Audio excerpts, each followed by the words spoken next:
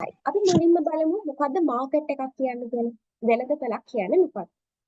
ඔයාලට හිතෙන විදිහට මොකද්ද වෙළඳපළක් කියන්නේ ළමයි? අපි ගැනුම්කරුවෝ ඉන්නවා, විකුණුම්කරුවෝ ඉන්නවා. ගැනුම්කරුවන් සහ විකුණුම්කරුවන් එකිනෙකට මුණ ගැහෙන, එකිනෙකට සම්බන්ධ වෙන ඕනෑම ස්ථානයක් අපි වෙළඳපළක් කියලා හඳුන්වනවා. right?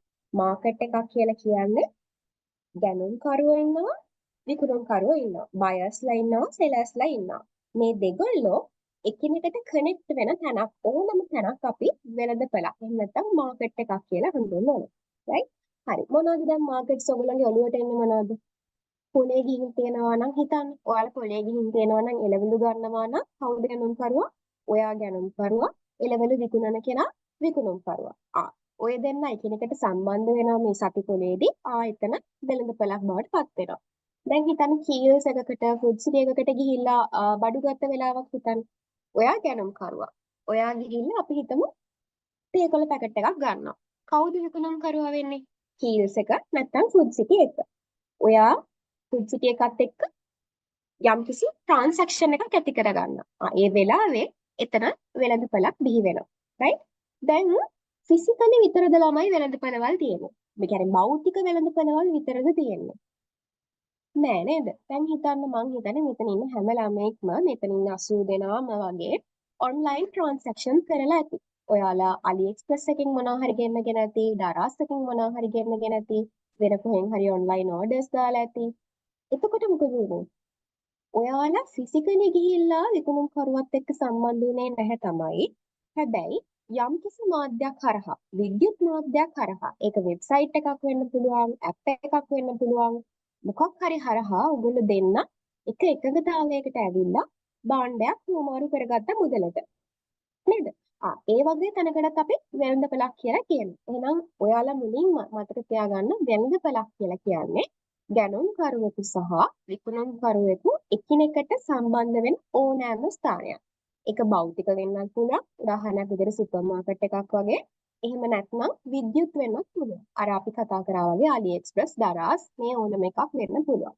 දැන් පැහැදිලිද මුලින්ම මාකට් එකක් කියන්නේ මොකක්ද කියලා? වෙළඳපළක් කියන්නේ මොකක්ද කියන එක පැහැදිලිද ඔයාලට?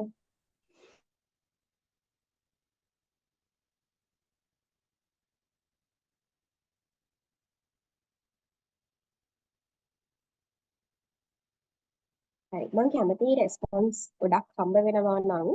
හරි. නයිස්. දැන් අපි කතා කරන්න යන්නේ ඔන්න අපේ අසයින්මන්ට් එකට අදාළ කෑල්ල. ළමයි මේ වෙළඳපොළ කියන එක ගත්තහම ආර්ථික විද්‍යාවේදී අපිට වෙළඳපොළ කොටස් හතරකට කඩන්න පුළුවන්. right? ආර්ථික විද්‍යාඥයෝ මේ සම්පූර්ණ වෙළඳපොළ කියන එක කෑලි හතරකට වෙන් කරලා තියෙනවා. මොනවද මේ කෑලි හතර? පූර්ණ තරඟය, ප්‍රතිපයාධිකාරය, ඒකාධිකාරය, ඒකාධිකාරී තරඟය. right? අපි ඉංග්‍රීසි වලින් කිව්වොත් එහෙම perfect competition, monopoly, monopolistic competition, oligopoly. right? ඔයාලා ලියා ගන්නවා නම් කොහේ හරි පූර්ණ තරඟයට තමයි අපි perfect competition කියලා කියන්නේ. පූර්ණ තරඟයට අපි ඉංග්‍රීසියෙන් කියනවා perfect competition කියලා. හරි.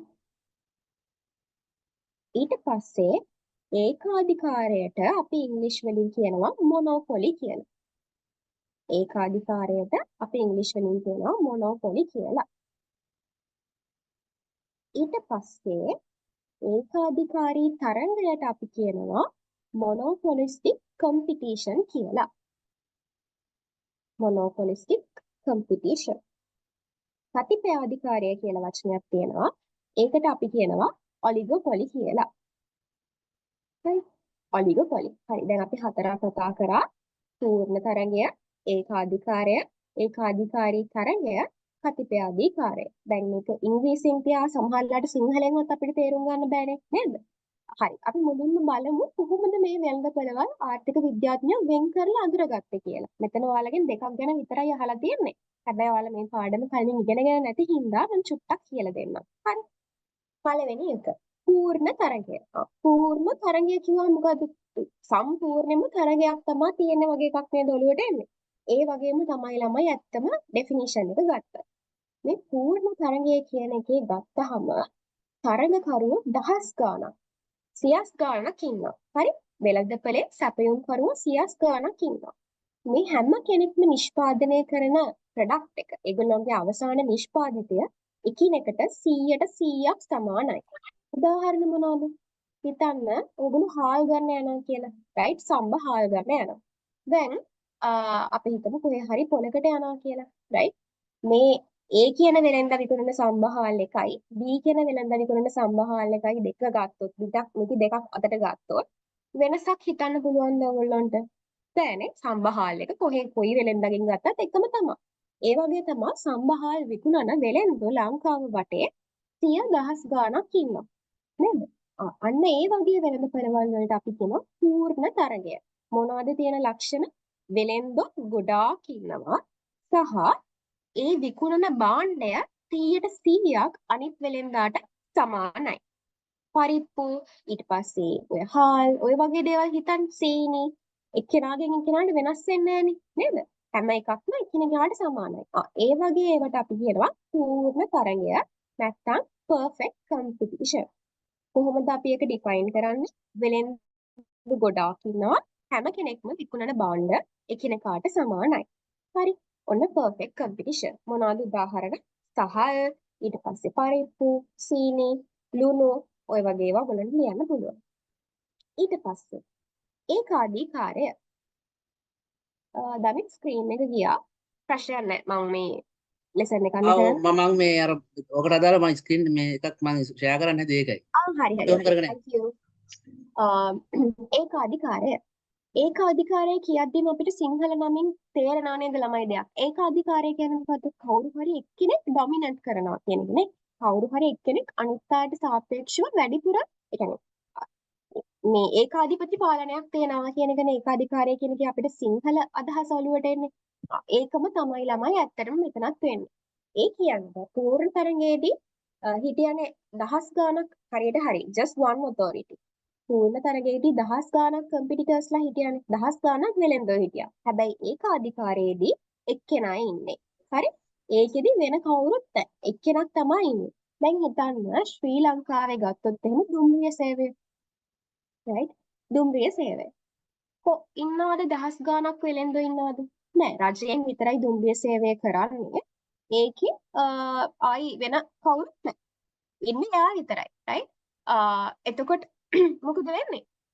දැන් පූර්ණ තරගයේදී හිටියනේ වෙලෙන්දු දහස් ගාණක්. හැබැයි ඒකාධිකාරයේදී එක්කෙනයි ඉන්නේ. කස්ටමර්ට ගිහිල්ලා තෝරගන්න බෑනේ මේ කෝච්චිය හරි නෑ මේ ඔයාලගේ කෝච්චිය හරි නෑ මං අනිත් කෝච්චි වල යනවා කියලා තෝරගන්න විදියක් නෑ. ඇයි? එක්කෙනයි ඉන්නේ නේ? එහෙනම් ඒකාධිකාරයේදී ළමයි ඔයගොල්ලෝ ලියන්න ඕනේ ලක්ෂණ මොනවාද? එක කෙනයි වෙළඳපොලේ ඉන්නේ. එක සප්ලයර් කෙනයි වෙළඳපොලේ ඉන්නේ. එයාට ලොකු පවර් එකක් තියෙනවා වෙළඳපොලේ. ඇයි ඒ ලොකු පවර් එකක් තියෙන හේතුව? එයා විතරයි ඉන්නේ. එතකොට කස්ටමර් කැමති වුණත් අකමැති වුණත් එයාට සිද්ධ වෙනවා කස්ටමර්ට සිද්ධ වෙනවා ඒ ආයතනයෙන් Tamanට අවශ්‍ය කරන සේවාව ගන්න. දැන් අපි කෝච්චිය කැමැත්තෙන් යන්නේ නැහැනේ ගොඩක් වෙලාවට නේ. කරන්නම දෙයක් නැති හින්දා කෝච්චිය යනවා. යන්න වෙන හින්දා ඒ කෝච්චි වල යනවා. සමහර වෙලාවට සීට් ඉරිලා මේ කුණු ගෑවිලා යන්න ඉඳ ගන්න සීටුත් නැහැ. හැබැයි යන්න සිද්ධ වෙනවා. ඇයි ඒ අපිට එහෙම යන්න සිද්ධ වෙන්නේ? ලංකාවටම දුම්රිය සේවය සපයන්නේ රජයෙන් විතරයි. ඉතින් රජයත් එක්ක අපිට ඉස්සරහට යන්න සිද්ධ වෙනවා. ඒ වගේම තමයි ඒකාධිකාරයේ තියෙන එක ලක්ෂණයක් තමයි ළමයි මේ වෙළඳපළට පහසුවෙන් කෙනෙක්ට පිවිසෙන්න බෑ. වෙළඳපළට පිවිසීම ඉතාමත් බාධාකාරී. හරි? ඇයි? දැන් හිතන්න ඔයාට හිතනවා කියලා මං කෝච්චි ස්ටේෂන් එකක් දාගන්නවා කියන්නේ. මං කෝච්චි කරන ව්‍යාපාරයක් කරනවා. පුළුවන් ද එහෙම ඔයාට හිතන විදිහට ඔයාට කෝච්චි දුවන්න ලංකාවේ? බෑ. ඇයි බැරි? ලොකු බාධා රාශියක් තියෙනවා. රජයෙන් ඔයාට ඒක කරන්න දෙන්නේ නැහැ. ඔයාට ලොකු ඉන්ෆ්‍රාස්ට්‍රක්චර් ගොඩක් ඕනේ. right? ලොකු ඉන්වෙස්ට්මන්ට් එකක් ඕනේ. ලංකාවේ මේක සක්සස්ෆුල් වෙයිද කියන්න දන්නේ නැහැ. ඒ වගේ බාධා රාශියක් තියෙනවා මේ වෙළඳපළට අලුත් කෙනෙක්ට ඇතුළු වෙන්න. හරි. එහෙනම් මට කියන්න ඒකාධිකාරය කියන්නේ මොකද්ද? එක්කෙනයි ඉන්නේ. එක සප්ලයර් කෙනෙක් විතරයි ඉන්නේ. එයාට ලොකු පවර් එකක් තියෙනවා. කන්සියුමර්ස්ලාත් එක්ක බලද්දි. ඇයි එක්කෙනයි ඉන්නේ. ඒකට කන්සියුමර් කැමති වුණත් අකමැති වුණත් ඒ සේවාව අවශ්‍ය නම් ඒ අදාළ කෙනා ගාවට යන්නම සිද්ධ වෙනවා. සහ මේ කියන මේ වෙළඳපළ ගත්තහම එහෙම ලේසියෙන් හිතිච්ච පළියට එන්න යන්න බෑ. හැබැයි දැන් ඔයා හිතන්න හාල් විකුණන්න නම් ඔයා හාල් කඩයක් දාගත්ත කියලා කවුරුත් නිකුත් කියන්නේ නැහැ. නේ ඔයාට කැමති නම් දාගන්න පුළුවන්. හෙට අකමැති නම් ඔයාට අයින් කරගන්න පුළුවන්. පූර්ණ තරඟයේදී එහෙම බාධා නැහැ. ඔයාට කැමති නම් කරන්න පුළුවන්, අකමැති නම් අයින් වෙන්න පුළුවන්. කෝච්චි පාරක් එහෙම පුළුවන්ද? බෑ. නේ? එහෙනම් මතක තියාගන්න. ඒකාධිකාරයේදී වෙළඳපළට පිවිසීමට සහ වෙළඳපළෙන් පිටවීමට ලොකුවටම බාධා තියෙනවා. හරි. දැන් මට හොඳ ළමයි වගේ කියන්න. පූර්ණ තරඟය සහ ඒකාධිකාරය කියන එක තේරුණාද? ඒ දෙකම ඔයාලගේ අසයින්මන්ට් එකේ අහලා නැහැ. හැබැයි මම පොඩි අදහසක් දෙන්න කිව්වා. හරි. very good. එහෙනම් දැන් අපි යම් අසයින්මන්ට් එකේ අහලා තියෙන දෙක ගැන කතා කරන්න. මොනවද අහලා තියෙන්නේ? මොනෝපොලිස්ටික් කම්පිටිෂන්. ඒකාධිකාරී තරඟය ගැන අහලා තියෙනවා. ඒකාධිකාරී තරඟය. මොකද්ද මේක කියන්නේ? අර ඒකාධිකාරය වගේ එක්කෙනෙක් නෙමෙයි ඉන්නේ, right? එක්කෙනෙක් නෙමෙයි ඉන්නේ, ෆර්ම්ස් කිහිපයක් තියෙනවා, right? එතන ෆර්ම්ස් කිහිපයක් තියෙනවා. දැන් පූර්ණ තරඟයේදී අනන්ත වශයෙන් හිටියන්නේ දහස් ගාණක් හිටියන්නේ. එහෙම නෑ. දහස් ගණන් නෑ. හැබැයි ඒකාධිකාරය වගේ එක්කෙනෙකුත් නෙමෙයි, right? සාමාන්‍යයෙන් පූර්ණ තරඟය අපි හිතමු 10000ක් ඉන්නවා නම් මොනෝපොලිස්ටික් කම්පිටිෂන් එකේ large ස්කේල් එකකින් ඉන්නවා. සාමාන්‍ය 100ක් 200ක් ඒ වගේ ගාණක් ඉන්න පුළුවන්, right? නැත්තම් ඒ කියන්නේ සාමාන්‍යයෙන් මේ පූර්ණ තරඟයේ තරමට නැති වුණාට විශාල වශයෙන් සෙලර්ස්ලා ඉන්නවා මේ මොනෝපොලිස්ටික් කම්පිටිෂන් එකේ. ඒ කියන්නේ ඒකාධිකාරී තරඟය කියන්නේ තරගයක් තියෙන කට්ටිය ගොඩක් ඉන්න ඕනේ නේ නැත්තම් තරගයක් ඇති වෙන්නේ නැහනේ. එහෙනම් මතක තියාගන්න ඒකාධිකාරී තරඟයේදී වෙන්නේ එතනදී ෆර්ම්ස් ගොඩක් ඉන්නවා. right? අනිත් දේ තමයි මේක පූර්ණ තරඟයෙන් වෙනස් කරලා අඳුර ගන්න පුළුවන් දේ තමයි ළමයි අපි පූර්ණ තරඟයේදී කියවනේ හැම කෙනෙක්ම එකම විදිය භාණ්ඩයක් විකුණන්නේ කියලා. අපි හාල් ගැන කතා කරේ. මෙතනදී එහෙම වෙන්නේ නැහැ. මෙතනදී මොකද්ද වෙන්නේ? එයාලා ප්‍රොඩක්ට් එක ඩිෆරන්ෂিয়েට් කරනවා. right? එයාලා විකුණන ප්‍රොඩක්ට් එක අනිත් සප්ලයර්ගෙන් ඩිෆරන්ෂিয়েට් කරලා දෙන්නනවා. දැන් හාල් කියන එක ගත්තාම ඔයාට බෑනේ ඔයාගේ හාල් එක පාට කරලා විකුණන්න නේ? එහෙම කරන්න බෑ. හැබැයි දැන් ඒකාධිකාරී තරණයේ ඉන්න කට්ටිය ගත්තාම එයාලා තමන්ගේ ප්‍රොඩක්ට් එක පොඩ්ඩක් අනිත් අයට වඩා වෙනස් කරලා විකුණනවා. හිතන්නකෝ ඒගොල්ලෝ මොනවා හරි කෑල්ලක් ඇඩ් කරනවා වෙන්න පුළුවන්. ඒගොල්ලෝ ප්‍රසන්ට් කරන විදිය වෙනස් කරනවා වෙන්න පුළුවන්. ඇඩ්වර්ටයිස් කරන විදිය වෙනස් කරනවා වෙන්න පුළුවන්. ඒ වගේ product differentiation කියන එක yes. I'll explain in English also. මම ඒක explain කරන්නම්. product differentiation කියන එක තියෙනවා. ඊට පස්සේ අපි මේක ගැන දැන් අසයින්මන්ට් එකේ දිගටම කතා කරමු. මට නිකන් පොඩි එක්සැම්පල් එකක් කියන්නේ පොඩ්ඩක් දැනුම් දෙන්න විතරයි ඕන උනේ. මොකද්ද මේ ඒකාධිකාරී තරඟය කියන්නේ කියන එක. right? හරි. අපි යන් කතිපයාධිකාරියට මම ඉංග්‍රීසි වලින් මේක සමරයිස් කරන්නම් මේක ඉවර වුණාට පස්සේ. right? හරි. කතිපයාධිකාරය කියලා කියන්නේ ළමයි මෙතනදී ගත්තහම විශේෂත්වය තමයි ඉන්නේ දැන් ඒකාධිකාරයේ හිටිය එක්කෙනයිනේ right කතිපයාධිකාරයේ ඉන්නේ 3-4 දෙනයි ස්මෝල් කට්ටියක් තමයි ඉන්නේ පොඩි කට්ටියක් තමයි ඉන්නේ උදාහරණයක් කලින් එකට දාලා තිබුණා සෝප්ස් කියලා very good ඒ වගේ උදාහරණ ඔයගලන්ට ගන්න පුළුවන් ඒකාධිකාරී තරඟයට ඔලිගොපොලි එකේදී වෙන්නේ එහෙම ගොඩ දෙනෙක් නෝ දැන් හිතන්නකෝ අර ඔයාගේ යාළුවා කිව්වා වගේ සබන් හදන වෙලෙන්ද ලංකාවේ කී දෙනෙක් ඉන්නවද right ඕන තරම් ගාණක් ඉන්නවා. ඒත් ඒගොල්ලන් අපිට ගන්න පුළුවන් ඒකාධිකාරී තරගයට. හැබැයි ඔලිගොපොලි එකේ වෙන්නේ ළමයි මේ ඉන්න කටේ ඉන්න එක්කෙනෙක්ට විතරක් නෙමෙයි බලය දෙන්නේ. හැබැයි ඉන්න සීමාසහිත ප්‍රමාණයක් 3 දෙනෙක්, 4 දෙනෙක්, 5 දෙනෙක් ඊට වඩා නැහැ. හරි? උදාහරණයක් විදිහට හිතන්න ලංකාවේ කිරිපිටි මාකට් එක. දැන් නම් ටිකක් මතක් කරගන්න. නම් 5ක් 6කට වඩා එනවද ඔළුවට? බෑ නේද? ඇන්කර්, රත්ති, ඔහොම හයිලන්ඩ් එහෙම හිතුවට පස්සේ නම් 5-6කට වඩා නැහැ නේ? එහෙනම් අන්න ඒ වගේ මාකට් එකකට අපි කියනවා ඔලිගොපොලි කියලා. අතිපයාධිකාරය කියලා අපි අදහස් කරනවා. right? මේකේ ළමයි තියෙන විශේෂත්වය තමයි මේ මාකට් එකේ ඉන්න මේ 4-5 දෙනා හරියට ඉන්ටර්කනෙක්ටඩ්. ඒගොල්ලෝ වෙනම තමයි ඉන්නේ. හැබැයි මේගොල්ලෝ හරියට ඉන්ටර්කනෙක්ටඩ්. මොකද එක්කෙනෙක් යම්කිසි ස්ට්‍රැටජි එකක් පාවිච්චි කළොත් ඒ ස්ට්‍රැටජි එක ඩිරෙක්ට්ලි අනිත් අයට බලපානවා. right? එක්කෙනෙක් මොකක් හරි ස්ට්‍රැටජි එකක් පාවිච්චි කරොත් ඒක අනිත් අයට ඩිරෙක්ට්ලි බලපාන. දැන් හිතන්න ලංකාවේ තියෙන ඛනිජ තෙල්. හරි? ඔයාලා දැකලා ඇති සිපෙට්කෝ එක පෙට්‍රල් ලීටරයක් රුපියල් 2කින් අඩු කරොත් එහෙම ඊට පහුවෙන්දා උදේ IOC එකත් රුපියල් 2කින් අඩු කරලා නේද? මතක ඔයාලා මේ දැකලා තියෙන අත්දැකලා තියෙන එක්සැම්පල්ස් නේ. ඇයි ඒ ඔලිගොපොලි ඒගොල්ලෝ ඉන්නේ කතිපාදිකාරයක. හිතන්න ලංකාවේ ඔයිල් නැත්නම් ගෑස් ගත්තොත් එහෙම 10-15 දෙනෙක් නැහැනේ. ඉන්නේ බොහොම පොඩි දෙනයි. දැන් ඔයිල් ගත්තොත් එහෙම 3 දෙනෙක් වගේ තමයි ඉන්නේ ලංකාවට විකුණන. එතකොට එක්කෙනෙක් ප්‍රයිස් එක අඩු කරපු ගමන් කස්ටමර්ස්ලා සේරම එයාගේ පස්සෙන් යන්න ගන්නවා අර දෙන්නව අමතක කරලා. ඒතර එයාලටත් කස්ටමර්ස්ලාව රඳව ගන්න ඕනේ නම් කළ හැකි එකම දේ තමයි අරයා කරන ස්ට්‍රැටජි එක ඒ ආකාරයෙන්ම කොපි කිරීම. right? ඒකයි ළමයි අර සිපෙට්කෝ එකෙන් රුපියල් 2ක් අඩු කරාම ටක් ගාලා IOC එකන ඒ රුපියල් 2 හැමම අඩු කරනවා. ඒකට පාරිභෝගික සිපෙට්කෝ එකෙන් ගහගත්තත් එකයි IOC එකෙන් ගහගත්තත් එකයි. right? හරි. දැන් මම මෙතනට එනකන් කියපු සිංහල එක්ස්ප්ලනේෂන් එක මොකටද පැහැදිලිද? මේ මාකට් හතර වෙන් කරලා අඳුර ගන්න විදිය එක්සැම්පල්ස් එක්ක පැහැදිලිද?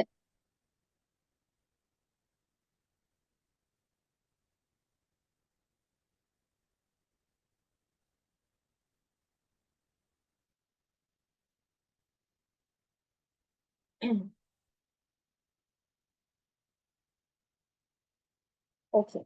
මම හිතනවා හැමෝටම මේක clear කියලා. I'll give an explanation in English as well because there are some students who want the English explanation because it's very fair that you all have to face the exam or rather assignment in English, right? So if I start from the beginning, guys, so market. When it comes to the name market, the market term itself suggests that buyers and sellers come to a common place and they exchange goods or services in charge of money or in charge of whatever the other thing in some place, right? So this place could be a physical place or a virtual place also. So this interconnected place is called as market, right? Then markets can be divided into 4 main groups according to the economics, but we call them perfect competition, monopoly, monopolistic competition, and oligopoly. In perfect competition, there are many sellers. There are countless sellers. And the other important feature in perfect competition is that there is no differentiation in your product. The product is homogeneous, right? If you take rice as an example, rice cannot be different from one seller to the other, right? So the main features in perfect competition are there are huge number of buyers and sellers in the market, and also the product is homogeneous, and there are no entries, no barriers to entry or exit, right? If you want to sell rice, you can start today itself. Nobody is preventing you from doing that, right? That's the perfect competition market. Then there is another market called monopoly. Like the name suggests, monopoly is you are dominating the market. There are no any other competitors. You are the only one in the market. Because of that, you have a huge power over the consumer, right? So what are the features or what are the key characteristics of monopoly? Only one supplier is there, and there are huge barriers to entry barriers and exit barriers as well. So the example that I gave was railway, because in Sri Lanka there is only one supplier who is doing this railway thing, which is government, right? So that's about monopoly. And then in monopolistic competition, it's more or less similar to the perfect competition, but there are differences as well. What are the differences? What are the similarities? There are many number of buyers and sellers. That's the similarity to perfect competition. What are the differences from perfect competition is that in perfect competition, you didn't find any differentiation in the product. But in monopolistic competition, suppliers always try to differentiate your product from the competitor so that the customer gets attracted to you, right? Product differentiation is there in monopolistic competitive market.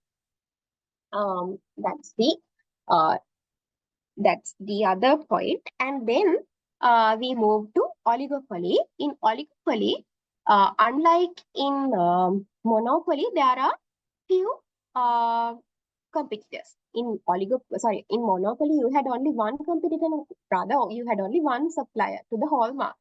But in monopoly, you have more than one, but limited number of competitors, maybe 4, 5, 6, nothing more than that, right? So, such a market we call monopoly. And what I said was, these firms get interconnected to each other, even though they are very independent firms. One's action has an impact on the other competitor. So if one reduces prices, it directly affects the other people, other competitors in the market, right? So that's about the monopoly. And here also, entry is very difficult, like in the case of monopoly, right? In oligopoly also, the entry is very difficult. Why? Let's say now you want to start a milk powder factory. Do you think you can easily start? No. Why? Because the already established people in the market would not allow you to come to the industry, because they have a high reputation, they have a high brand name, they have already established customer base. Because of that, you can't just start a milk powder company and earn profit, right? That is why we say in oligopoly also there are high uh, uh, barriers to entry and exit, right? Hope I'm clear up to this point. Now let's move on to the assignment. හරිද? ළමයි මම ඔයාලට ලේසි වෙන්න assignment එක ලියලා තියෙන්නේ. හැබැයි මම ඔයාලට මතක් කරලා කියනවා, please මේ assignment එක මේ විදිහටම copy කරන්න එපා. ඔයාලට ලකුණු නැති වෙලා යයි, 0 ලකුණු හම්බ වෙයි. මොකද මේ assignment එක මෙතන ඉන්න ළමයි 82 දෙනාටම share වෙනවානේ. අනිවාර්යෙන් මෙතන ඉන්න 82 දෙනාගෙන්ම එක්කෙනෙක් හරි මේකේ වාක්‍යයක් හරි copy කරනවාම තමයි. හරි? ඒ නිසා කරුණාකරලා මේක copy කරන්න එපා. මේකෙන් අදහසක් අරගෙන ඔයාලට හිතෙන විදිහට ඒක ඉංග්‍රීසි වලට හරවලා ලියන්න. හරිද? හරි. දැන් ඔයාලගේ ප්‍රශ්නේ මොකක්ද ඇහුවේ? monopolistic competition කියන එකේ oligopoly කියන එකේ ඉන්න firms price competition එකක් කරනවා. يعني මිල හරහා තරගකාරීත්වයක් කරනවා. මිල නොවන තරගකාරීත්වයක් කරනවා. මේ real life examples පාවිච්චි කරලා මේක